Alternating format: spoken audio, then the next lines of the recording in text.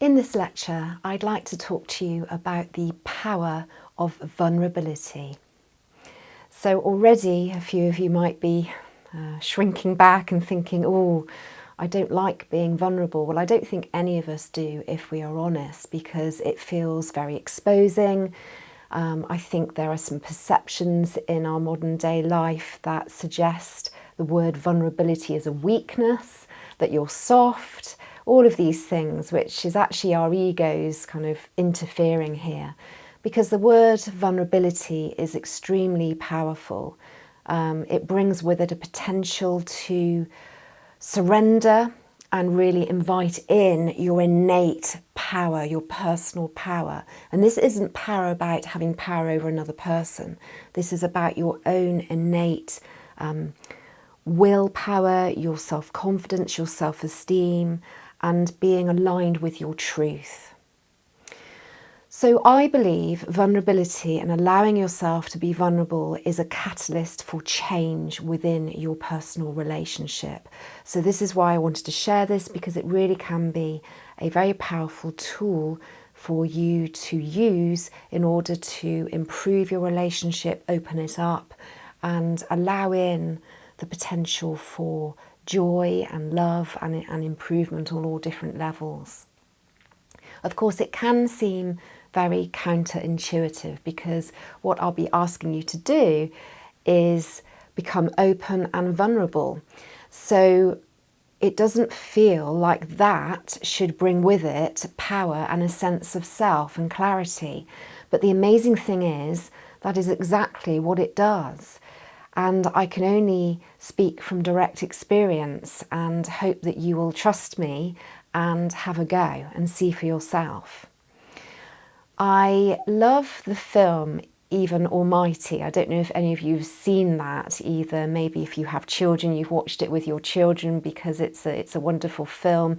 It depicts really the story of Noah's Ark. But Morgan Freeman plays God in the film Even Almighty, and there's a section about 2/3 of a way through the film where he is in a cafe with the wife of Even Almighty, who is Noah, and she's left him because she's just exasperated because he keeps having these wacky ideas about building this massive boat and bringing the animals on board, and she thinks he's lost his mind, and she's really at kind of rock bottom and doesn't know what to do. And Morgan Freeman walks in and she says that she feels scared and that she doesn't believe, she feels she can't believe in what her husband is saying and doing. And Morgan Freeman says to her, talks to her about courage and says, God will not give you courage. God will give you the situation in order that you find your own courage. And I think if you really listen to that, all of us can resonate at some part in our lives where we have had a horrible experience, a really difficult challenge, and it's felt awful when we're going through it. And sometimes we can't see the wood for the trees. We're in this fog of confusion, anger, frustration, all these different cocktail of emotions. But when time is on our side and we eventually see the light at the end of the tunnel and we come back through that challenging phase in our life, and then we can look back at that moment, we can often see that there was great learning during what are the most difficult phases of our lives. And actually, I believe we learn most during the real difficulties in our lives and challenges. And I believe one of the things that we learn is to build courage. So with all of the difficult things that we experience, we gradually get stronger and stronger and believe in ourselves more. And so this is courage, and it is so very powerful. So we must try and see all these situations in our lives and experiences with our relationships, difficult relationships, maybe breakups, maybe having to change our partner. But if we can look back at that, understanding that this is an opportunity that God has given us, whether you are religious or not, or the universe has given us, in order to build our courage and build our awareness of ourselves, so we can improve and then attract in the relationship that we desire. I will now give you some examples of my own personal experience, just because I like to use analogy because it really brings it to life, and I hope you will start to see the truth and authenticity in what I'm telling you. So when I was divorced, I had come through my divorce, so it happened in 2012, and I was starting to date again after about a year. I made sure I'd established a new home for myself and my children and done a bit of spring cleaning on myself. I started dating again. It was a really lovely experience, and I met some lovely people and had a few short dates, and then one longer dating experience or relationship that lasted about 6 months after my husband.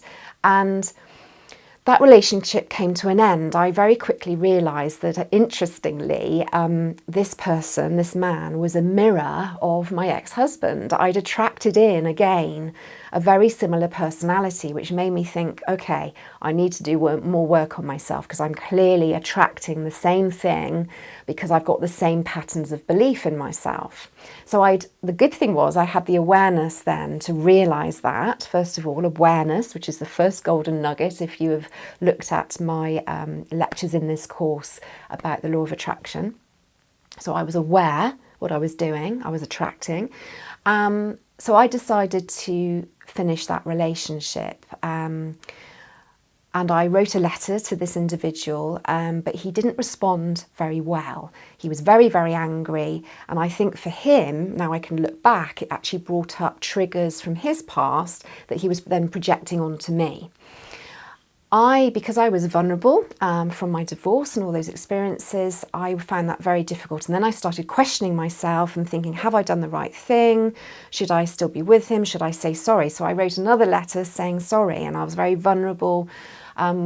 It's very tempting for us our egos to come in and kind of stand our ground when somebody's getting cross with us and be defensive. But I did the opposite consciously. I thought, I'm actually going to say sorry and explain my reasoning for finishing that 6-month relationship.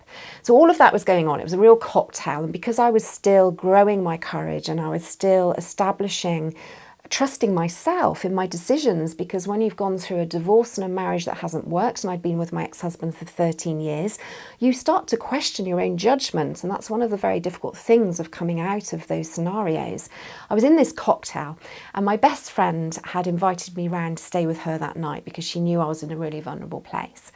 So I was driving along the road, country lane, to get to her, and all of a sudden this overwhelming feeling of all these emotions with this 6-month relationship and this man came over me, and I realised I had to pull over the car down a little lane. I parked the car and I just broke down. I just remember feeling like my heart was breaking in two, that I just sobbed and sobbed and sobbed from the bottom of my heart. And I cried more at that point than I probably had done during my divorce. And again, there was some learning in that, because I realised that I had been battling on, being strong for the children, making sure I moved house, had a new job, all these things. And I hadn't allowed myself to fall apart. By nature, I know I'm quite stoic, so I will just continue and continue. And sometimes that's a good thing and sometimes that's a bad thing. So it's about being aware of your own behaviours and personality. But because I had so much going on, I kind of knew I was being too stoic, but I hadn't allowed myself to break apart. I hadn't allowed myself to fall apart and to really feel the pain from all of those years of separation and divorce with my ex-husband. And this other man that came into my life for 6 months actually acted as the catalyst to be a mirror of a very similar relationship again, to break my heart open. And in that moment, I then picked myself up enough down this lane, having stopped the car, to then drive 5 minutes down the road to my friend. She opened the door. I was stood on the doorstep in a complete state. She took one look at me and she said, "Oh my goodness, are you okay?" And invited me in. I stayed the night with her. But that was a real pinnacle moment, a real moment of surrender. I surrendered to all my hurt. I allowed myself to fall apart and be totally vulnerable. So it felt very counteractive or counterintuitive. and I'd been holding on, being stoic for so long. But when I fell apart and surrendered and was vulnerable, that was when my life changed. And that is when my heart intelligence started speaking to me, and I could then use the law of attraction effectively. So this is why I wanted to share this with you. It's so very important. So that was really in preparation for me inviting in the relationship that I desired. And I did the law of attraction and wrote the letter, which I've explained in previous lectures in this course. My second example to you, as this is an organic process, so just because I then met Neil Wilkins, my husband now, it doesn't mean to say that doesn't continue. We still need to be vulnerable even in our healthy relationships. And this example shows this. So Neil and I were probably, we'd been together for a couple of years, so really established relationship, really happy, feel we are soulmates. And of course, I have triggers from my previous relationship, my previous marriage, my divorce. And when you have hurtful experiences, however much you spring clean and you work on yourself, those are still raw wounds for a time. And Neil and I would talk about them, and he was very supportive. So he was aware of all of these things. But if I'm honest, there's still a part of me that wants to hide away these elements of myself that still feel maybe paranoid at times, because it's embarrassing. I want to seem like I'm a together person, particularly because I'm a therapist and a trainer, and, even more so you want to seem like you're up together, but I'm human just the same. So this particular day, Neil said he was going to the gym to do a little bit of work in the lounge area and then do a workout in the gym afterwards. And I was working from home. I decided to do a bit of my work, but I was feeling particularly vulnerable that day. And for women, I think this can also be encouraged by our hormones. Certainly I noticed that on a monthly cycle, I can be more vulnerable or feel more insecure or paranoid at certain times of the month. So that's something to be aware of for your partner, if she is female, or yourself, if you are female within one of your relationship. So I suddenly started getting this overwhelming feeling. It really came from nowhere. It was quite bizarre that I thought, is Neil actually at the gym? I was aware again enough, because I've been doing work on myself, I was aware that it was like there was this little devil sat on my shoulder, kind of knocking in to my head, saying, check the app, because we have a sharing app in our family where we can see each other, mainly because of our children. We want to know when they go out that they're safe. Check that he's where he said he was on the app, on my iPhone. And for a while I was ignoring it, saying no, because I've never done that in relationships. For me, I don't believe that's a healthy thing to do. But it kept knocking away, this little devil on my shoulder, and I gave into it. And I wasn't proud of the fact, but I brought up the app, had a look, and I could see that his car, or he, was parked not at the gym. It was a few roads away, 10-minute drive away from the gym. My stomach absolutely lurched, my sacral chakra, my heart lurched, my heart rate went sky high. I could feel my heartbeat in my chest. I felt sick to my stomach. So I knew, being a therapist, that all my chakras were kind of engaging. I felt awful, and I felt angry. I had these emotions come from my past. They came into the present moment. I was being triggered, and I couldn't not act on them. So I got in the car, I drove, and I'm feeling guilty and I'm feeling silly and all these horrible things. And I drove in the car towards where the point on the app was saying he was, which was a lane I knew. I drove, my heart was absolutely, beating 10 to a dozen. I felt so stupid. I got to this lane looking out for his car, and it wasn't there. So I was relieved and confused at the same time. I took some breaths. I thought, okay, I've just got to get my heart coherence back. I've got to breathe. I've got to ground myself. I've got to forgive myself for being silly. Sometimes we do silly things and we have to forgive ourselves. And I didn't say anything to Neil. But I did. I drove to the gym to check he was there, and sure enough, his car was in the car park. And I felt really stupid. But I also thought, I'm human. I don't often do these things, but I'm clearly still being triggered from the past. So I knew I still had work to do. So even though I'm in a secure, loving, wonderful relationship with Neil, 2 years in, I was still experiencing these triggers. And that was a real wake-up call for me. And, you know, I think we all have these moments where we need to be honest with ourselves. So time went on. I didn't say anything to Neil, being a bit stubborn, being a bit ego, kind of, no, I'm perfect. No, I'm not.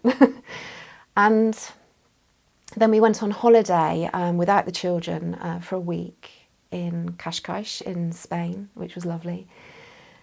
And I just had this niggling feeling. I thought, I'm going to be holding on to this trigger if I can't share it and be vulnerable. And I thought the best way I can do that to actually heal forward my relationship with Neil, to actually put this good intent and this authenticity and honesty and integrity in our relationship going forward, because that's what I want. I want a relationship that's honest and integral. I must share it with him. So we went out for dinner, and I remember we were having pizza in a square in Cascais, and I said, I've got something to tell you.